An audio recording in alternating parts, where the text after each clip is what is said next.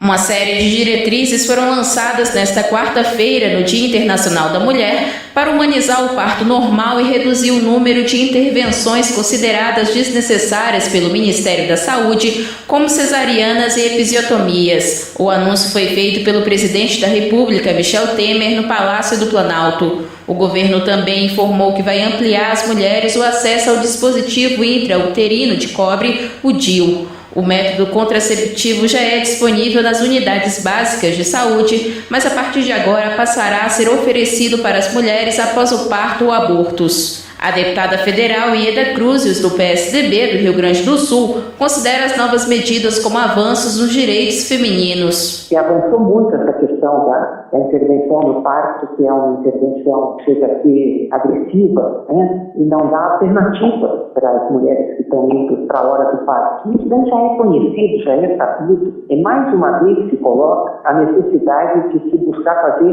partos normais, ao invés de partos com métodos mais agressivos. Segundo o Ministério da Saúde, as diretrizes têm como objetivo permitir que a mulher tenha maior poder de decisão sobre como será o nascimento do filho. Na avaliação do órgão, esses procedimentos não levam em consideração os aspectos emocionais e culturais das mães e podem colocar em risco a vida da gestante do bebê. A deputada Ieda Cruzius destaca a necessidade de orientar as clínicas e maternidades para investirem no parto humanizado. É um programa que consta ter um apoio para isso, então muito bem, sempre em boa hora. Ainda é muito grande o número de partos que não são humanizados, né? E tem conhecimento suficiente para incentivar os hospitais e as clínicas para que façam isso. As maternidades terão até 180 dias para se adaptar às medidas. Parte das diretrizes anunciadas já existiam como recomendação do Ministério, mas agora serão publicadas no Diário Oficial e passarão a ser de cumprimento obrigatório pelas unidades de saúde. De Brasília, Luana Patriolino. A bancada mineira do Senado se reuniu nesta quinta-feira no Palácio do Planalto com o presidente da República, Michel Temer, para discutir investimentos essenciais para o Estado. O senador Aécio Neves, do PSDB de Minas Gerais, afirmou que durante o encontro destacou como prioridade a regulamentação da Lei Candir, que garantirá a Minas e aos estados exportadores a compensação financeira por prejuízos gerados na exportação de minerais. Minas tem dívida de quase 89 bilhões de reais com a União e a receber 135 bilhões com a Lei Candir. Hoje, os estados recebem repasses a título de compensação pela lei, mas argumentam que os valores pagos são muito menores que os devidos. Aécio Neves destacou que o Congresso votará a regulamentação da lei até setembro, medida necessária para garantir o ressarcimento dos estados e municípios. Aécio ressaltou também reivindicações históricas dos mineiros, as obras da rodovia BR-381 e a expansão do metrô de Belo Horizonte. Existem hoje demandas que eu diria quase que históricas que ainda não tiveram uma resposta objetiva do governo federal. Tanto em relação a obras como, por exemplo, a 381 ou o metrô de Belo Horizonte, como questões na área econômica, que são os ressarcimentos pelas perdas da Lei Candir, que tem tirado recursos importantes de Minas e de outros estados exportadores. Essa foi a questão central da nossa conversa. Nós vamos aprovar a regulamentação da Lei Candir até o mês de setembro. A partir daí não haverá mais possibilidade de o governo reter esses recursos fundamentais, essenciais à retomada dos investimentos no nosso estado. Além de obras de infraestrutura e mobilidade urbana, outro assunto abordado foi a forte seca enfrentada pelo norte de Minas Gerais. Estudo demonstra que no norte do estado, cerca de 500 rios e córregos pararam de ocorrer. Aécio chegou a se encontrar com o ministro da Integração Nacional do Brasil, Helder Barbalho, para pedir apoio para a construção de barragens na região, prometidas pelos governos do PT, mas nunca realizadas. Colocamos na ordem de prioridades exatamente o resgate e a regulamentação dos recursos da Lei Candir, essas obras viárias importantíssimas para a capital, mas também para outras regiões do estado, como a 381, e também um projeto sobre o qual conversei hoje ainda com o ministro Helder Barbalho, das barragens no norte mineiro, também fundamentais para que haja água e produção naquela região. Portanto, nós estamos fazendo um grande esforço envolvendo o Ministério das Cidades, o Minha Casa Minha Vida, envolvendo o Ministério da Saúde, envolvendo o Ministério da Educação, para que Minas retorne ao mapa dos investimentos federais. Com reportagem de Shirley Loyola, de Brasília, Luana Patriolino. O cenário do mercado de trabalho pode demorar a reagir à crise econômica herdada pelo governo do Partido dos Trabalhadores. Um relatório divulgado nesta quarta-feira pela Fundação Getúlio Vargas mostra que a retomada do emprego no Brasil só deve começar a partir de outubro deste ano. Até lá, o desemprego pode atingir a marca dos 14 milhões. Segundo o indicador da FGV, isso mostra que a expectativa para a situação de negócio nos próximos meses ainda é de cautela. O deputado federal pelo PSDB de São Paulo, Vitor Lippe, que é membro da comissão que discute a reforma trabalhista na Câmara dos Deputados, concorda que, diante da difícil conjuntura dos últimos 2 anos, o governo precisa trabalhar pela recuperação da confiança e pela modernização do país, a fim de gerar mais empregos. Nós ainda estamos vivendo a consequência da gravíssima crise econômica, que foi a maior da história do país, desde a questão da Lava Jato, mas outras questões importantes, que foi os gastos públicos excessivos num passado recente, a questão da inflação alta, os juros altíssimos, as pessoas aqui têm muito mais dificuldade de ter uma empresa, de gerar empregos, de competir com os outros países do mundo, com as outras empresas do mundo. Então nós precisamos modernizar o país para ajudar a sair mais rápido da crise. Um estudo recente do DIEESE e do Instituto do Desenvolvimento do Trabalho reitera a dificuldade que o brasileiro tem enfrentado para se reinserir no mercado de trabalho. Em algumas regiões do país, o trabalhador pode esperar até 1 ano para assumir o novo posto. Relator da Comissão da Reforma Trabalhista, o deputado federal pelo PSDB do Rio Grande do Norte, Rogério Marinho, vê nessa reforma a oportunidade de reação do mercado de trabalho, recuperando mais rapidamente o emprego dos brasileiros. O Brasil não pode ficar inerte, esperando que essa situação fique pior ainda. O governo federal, na hora em que nos manda um projeto de lei em que quer se dar segurança jurídica à negociação feita entre trabalhadores e empregados, para preservar empregos e para criar um ambiente de estabilidade em relação à economia no futuro, essa é uma oportunidade de podermos, inclusive, modernizar essa legislação. A percepção da população sobre a dificuldade em conseguir um emprego, apontada pelo indicador coincidente de desemprego da FGV, também continua pessimista e tem recuado desde 2016. De Brasília, Jéssica Vasconcelos. A indenização paga pelo Estado ao preso em razão das más condições carcerárias pode ser revertida para a vítima do condenado. Essa é a proposta do senador pelo Espírito Santo, Ricardo Ferraço, do PSDB, que apresentou na última terça-feira um projeto de lei que obriga que toda a indenização a ser recebida pelo condenado por danos morais seja destinada à pessoa lesada pelo crime ou seus sucessores.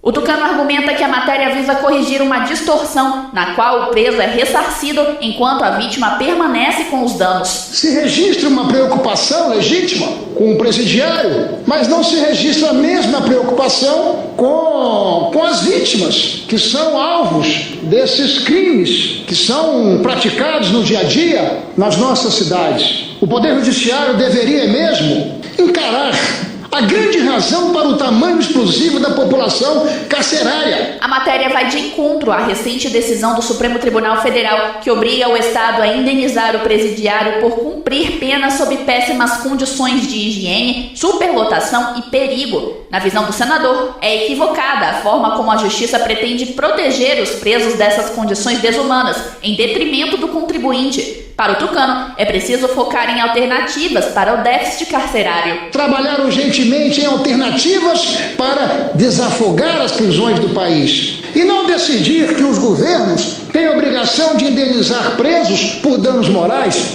Até porque quem são os governos, senão os contribuintes brasileiros? A proposição de Ferraço altera a lei de execução penal, incluindo as vítimas de crimes na lista de credores do condenado. Segundo o senador, apesar de já haver uma imposição legal sobre isso, a regra não vem sendo considerada na execução da pena. De Brasília, Jéssica Vasconcelos.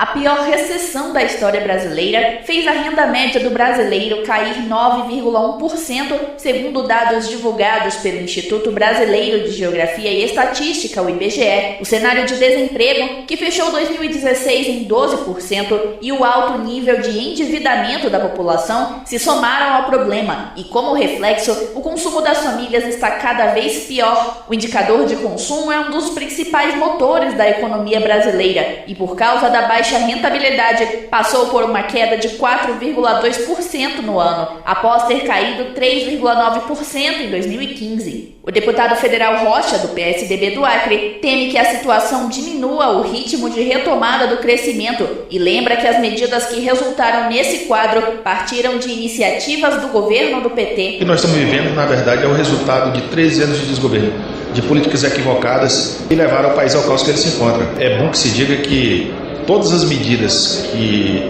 foram tomadas ao longo dos últimos 13 anos foi o que gestou esse quadro.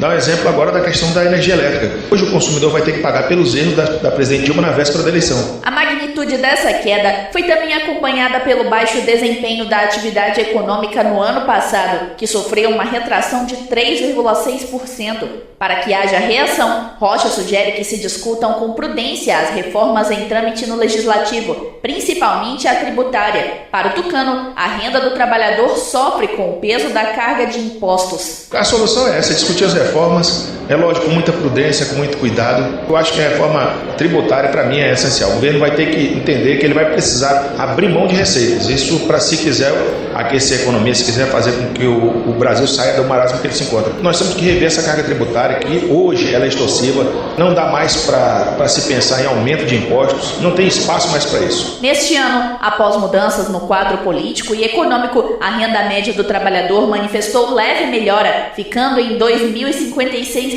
no trimestre encerrado em janeiro deste ano, pouco acima do registrado no mesmo período em 2016. De Brasília, Jéssica Vasconcelos. 1 em cada 3 brasileiras sofreu algum tipo de agressão no último ano, segundo a pesquisa Visível e Invisível, a vitimização de mulheres no Brasil, realizada pelo Instituto Datafolha e divulgada nesta quarta-feira, Dia Internacional da Mulher. O estudo projetou ainda que 503 mulheres foram vítimas de violência física a cada hora no país. A deputada federal pelo PSDB de Rondônia, Mariana Carvalho, afirma que os números atemorizam as brasileiras e acredita que eles podem ser ainda maiores, em vista do medo que as mulheres possuem em denunciar a violência sofrida. A pesquisa mostra que, apesar do acesso à informação e da consolidação da Lei Maria da Penha, 52% das consultadas pelo Instituto que reportaram agressões não fizeram nada a respeito. É muito assustador e eu acredito que esse número pode ser ainda maior, porque muitas mulheres elas não têm a coragem de irem a uma delegacia, fazerem a denúncia e falarem que estão sendo agredidas ou estão sofrendo algum tipo de violência dentro de casa, na rua, onde for. Mas o grande problema é que, infelizmente, as mulheres elas ainda são consideradas muitas vezes como esse sexo frágil e precisa muitas vezes saber que as mulheres elas têm essa força e que elas têm que sim ir na delegacia denunciar e não podem aceitar. Apesar dos dados alarmantes, Mariana Carvalho deposita as esperanças em projetos de lei que podem reduzir a violência contra a mulher. Nesta quarta, a Câmara dos Deputados vai priorizar as demandas da bancada feminina na casa e que incluem a votação de proposições que determinam, por exemplo, a distribuição de exemplares da Lei Maria da Penha nas escolas, bibliotecas, hospitais e delegacias. A tucana acredita que o investimento em educação primária pode fazer com que os homens aprendam desde pequenos a respeitar as mulheres e, com isso, mudar o futuro. Eu acredito que isso parte até mesmo de uma educação de qualidade primária, dos homens poderem aprender dentro da escola como tratar uma mulher, e assim a gente pode mudar o futuro. E eu acredito que desde criança as pessoas saberem que não é certo, muitas vezes acabam aprendendo na sala de aula, um amiguinho incentiva o outro e crescem achando que aquilo é certo e correto.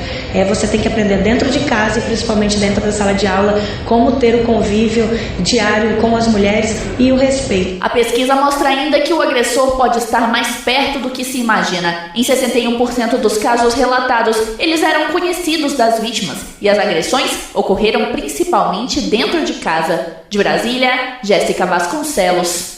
As mulheres brasileiras trabalham em média 7 horas e meia a mais que os homens. A constatação é do Instituto de Pesquisa Econômica Aplicada, o IPEA, que divulgou um estudo nesta segunda-feira com base em dados recentes da Pesquisa Nacional por Amostra de Domicílios. Nessa jornada estão incluídas as horas de serviço remunerado e os afazeres domésticos. Nesse último item não remunerado, as mulheres também assumem a maioria do trabalho. Mais de 90% delas fazem atividades domésticas, enquanto pouco mais de 50% dos homens disseram se ocupar dessas tarefas. Enquanto isso, a escala de remuneração entre os gêneros continua a mesma. Homens brancos têm os melhores rendimentos, enquanto mulheres brancas, negras e homens negros aparecem logo abaixo. A deputada federal Geovânia de Sá, do PSDB de Santa Catarina, lamenta que às vésperas de mais um Dia Internacional da Mulher, elas não tenham boas notícias para comemorar. A tucana expõe os problemas que permeiam a vida das mulheres e que impedem o avanço da igualdade de gênero. Mesmo estando no mercado de trabalho,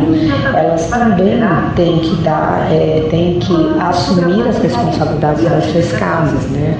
Onde muitas ainda têm essa jornada maior, porque elas desenvolvem o trabalho doméstico, porque os salários, como é bem colocado, são muito abaixo, principalmente quando homens desenvolvem a mesma função.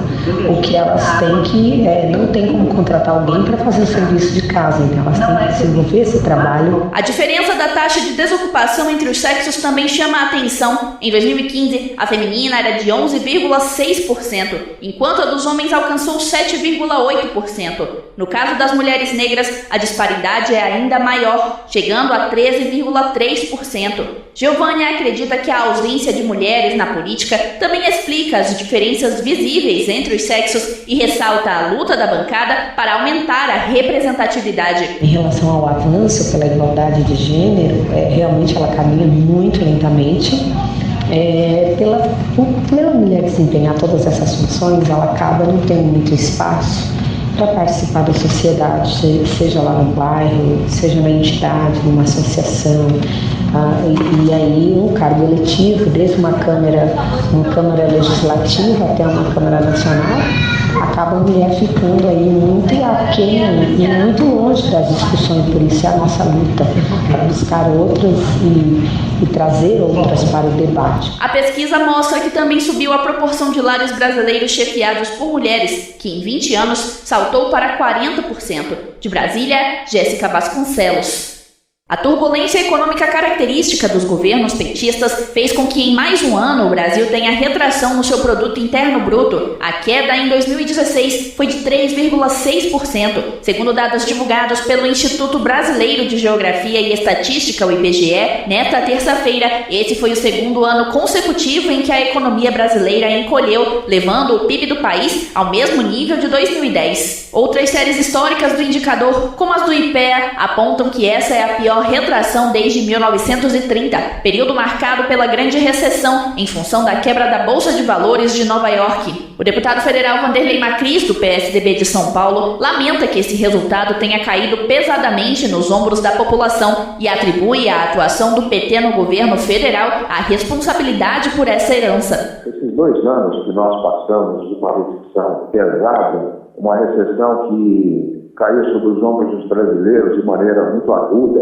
e isso tudo, essa irresponsabilidade de um governo que só quis gastar, não levando em conta as preocupações com o orçamento para garantir o crescimento econômico sustentável, por um governo que se apresentou de maneira diferente para a sociedade, que na verdade, por debaixo dos panos era toda essa tragédia que nós vimos nesses 2 anos de recessão no Brasil. Um aspecto marcante dessa recessão se dá pelo fato de que a retração do PIB brasileiro em 2016 foi a mais forte entre as economias mundiais, ocorrida em um período de retomada global. Mas o governo atual observa esse resultado como parte do passado. Para este ano, o Boletim Focus do Banco Central já estima uma leve recuperação da atividade econômica, que pode chegar a até 2,39% em 2018. O ministro da Fazenda, Henrique Meirelles, também reforçou que essa queda está no espelho retrovisor do país. Macris concorda que hoje o Brasil vive um novo momento e espera que as perspectivas positivas para os indicadores econômicos nos próximos anos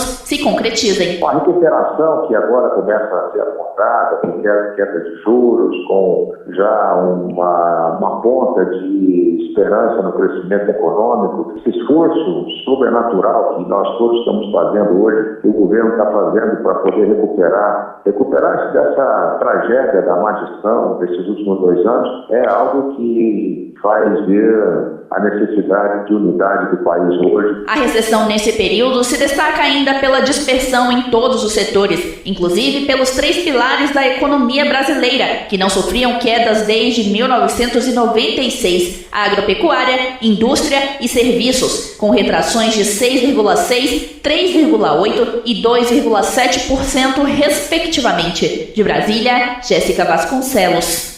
A falta de saneamento básico e de cuidados relacionados com o meio ambiente, como a poluição do ar, tabagismo passivo e a água suja, são os fatores que mais provocam a morte de crianças com até 5 anos de idade no Brasil. Isso é o que constatou o relatório da Organização Mundial da Saúde, a OMS. Segundo o levantamento, cerca de 1.700.000 falecem por ano em razão dessas condições. Para o deputado federal Rocha, do PSDB do Acre, faltou investimento em saneamento básico durante os 13 anos de governo do PT. Nós tivemos, nos últimos anos, um apagão nessa área do saneamento no Brasil.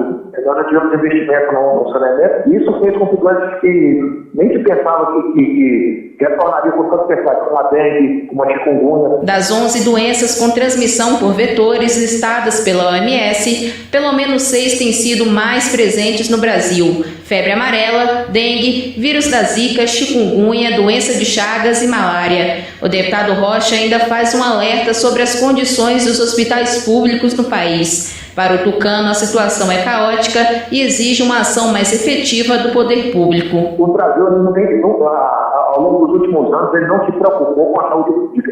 Nós vimos aí a crise maternidade no Rio de Janeiro. A situação dos hospitais públicos é caótica. Falta médico, falta medicamento, falta insumos para atender. Há muito tempo não se prioriza a saúde no Brasil. No Brasil, as mortes de crianças atribuídas a fatores ambientais chegam a 41 entre 100 mil pessoas. A taxa é maior do que na Argentina e no Chile. Outra preocupação da OMS é a mudança climática. As temperaturas e níveis de dióxido de carbono estão aumentando, elevando os índices de doenças como asma infantil. De Brasília, Luana Patriolino. O presidente da República, Michel Temer, deu posse nesta terça-feira aos novos ministros das Relações Exteriores, Aloysio Nunes, senador eleito pelo PSDB de São Paulo, e da Justiça, Osmar Cerrado, e o deputado federal do PMDB do Paraná.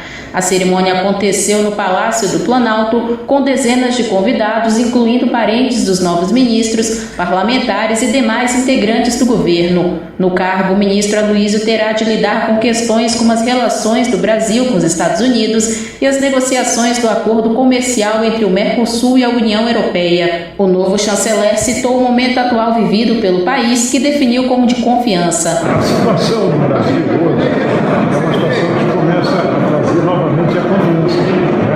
Então, eu penso que a tarefa de trazer investimentos é uma tarefa facilitada pelo conjunto da obra do governo e do esforço do povo brasileiro, não é uma coisa apenas do Itamaraty. Aloysio Nunes está assumindo Itamaraty no lugar do também senador do PSDB, José Serra, que estava no cargo desde maio do ano passado. O novo ministro falou dos planos da pasta para tirar o Brasil da maior recessão econômica da história, além de universalizar as relações internacionais da nação brasileira. Sobretudo, através do aumento das nossas exportações, uma inserção mais competitiva no mundo, abrir o Brasil para o mundo e abrir mercados para o Brasil. Eu acho que, sobretudo, através do comércio internacional.